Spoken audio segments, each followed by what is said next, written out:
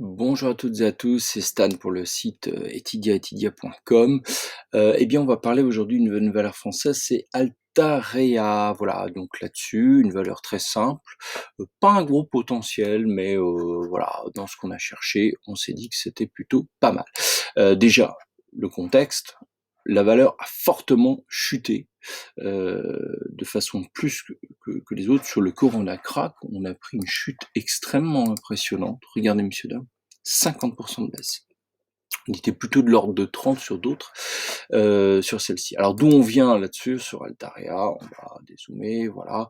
Eh bien, c'est une valeur qui a bien grimpé, vous voyez, c'est qu'on a voilà. Sur 10 ans, nous sommes passés de 45 à 195, donc on s'est fait un petit 1 x 4, et puis c'était pas illégitime que ça corrige. Alors là, quand même, disons les choses, ça a quand même très bien corrigé, hein, ça a tapé extrêmement fort. Alors, est-ce qu'il veut bien nous remettre le daily? Oui, merci. Donc, nous, dans un objectif de suivi de tendance, on a allumé notre indicateur FLI, là, où on short, c'est rouge.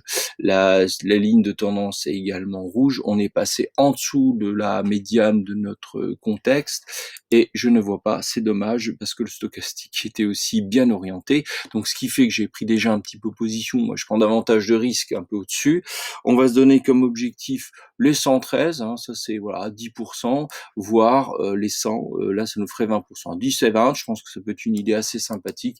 Évidemment, si tout change et que ça se retourne, on mettra un stop ici à 136, voire on peut le relever un peu plus haut pour les plus téméraires, 148, pourquoi pas, parce qu'ici il y a quand même un petit gap, hein. On sait jamais, voilà.